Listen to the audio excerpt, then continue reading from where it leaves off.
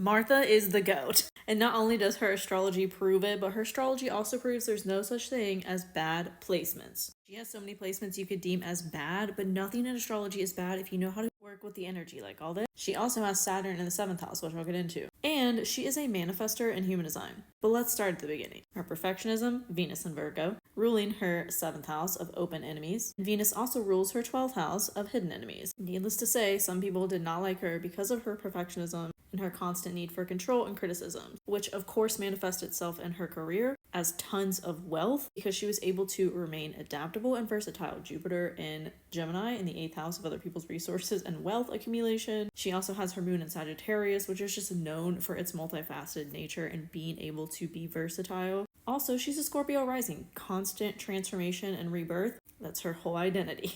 Mars in Aries, the reason everybody saw her as a bitch, but yet also the reason she could thrive in a masculine-ruled world and be the first woman who was a self-made billionaire in America. She's in her Jupiter return right now. No wonder why this documentary is coming out when it is. In her 8th house of vulnerability, reflecting and looking back on her life as she is about to be in her Uranus return. Sun in her 10th house as well in Leo. She is here to be known for her magnetism, her creativity, and her passions. And beauty.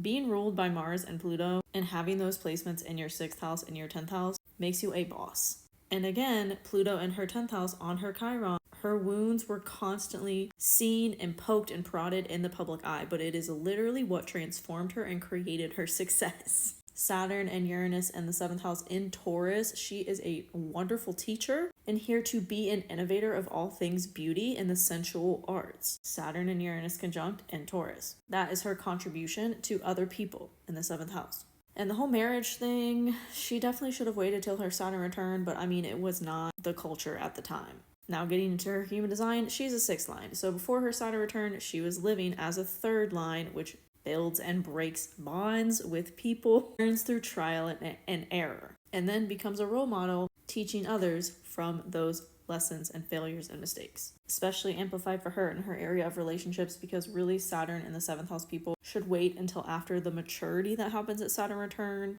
to get married. But to each their own. I mean, if you have a 3rd line or a 6th line in your human design profile, you can't take advice from other people. You gotta learn the hard way. So just embrace it. She also has her moon in a 3rd line as well, which you can see here. 6 lines, their shit really starts to take off after 50.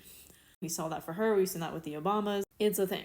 And she's a manifester. Every single manifester comes here with a vision. She is an emotional manifester. She has a 35-36, which loves to learn through experience and follows what feels good in order to experience new different things. Manifestors are so powerful and they are meant to have an impact on the world around them, but they're also extremely polarizing because of this. People hate you or people love you. And we really saw this in her documentary with all the people that hated her for seemingly no reason. But haters will make you famous. So it's especially true for manifestor aura types. She is also right angle cross of the 4 ways. Me and her share an incarnation cross, which your incarnation cross in human design is your purpose. 4 ways people are here to guide others through their knowledge, their research of what works and what doesn't, through their marketing abilities, and through their sensibilities to know what people need and provide it to them, which is what makes a business owner a great business owner and entrepreneur. And that's definitely something Martha has. We can also see this with her Mars in Aries, Mercury in Cancer. She's incredibly intuitive and insightful when it comes to what the public needs and how to teach it to them. It's in her 9th house. And this is connected to her moon and Sag in the 2nd house. It makes her money. It was really her Europe trip for her honeymoon that inspired her to bring more creativity and art and passion to her everyday life and then share it with other people. It's very moon and Sag and very 9th house Mercury, which again, these two are connected to each other. And connected to her Jupiter and Gemini, accumulating resources through the sharing of information. The cycle of teaching and learning. What are your thoughts? Do you share any placements with Martha? Let's talk about it in the comments.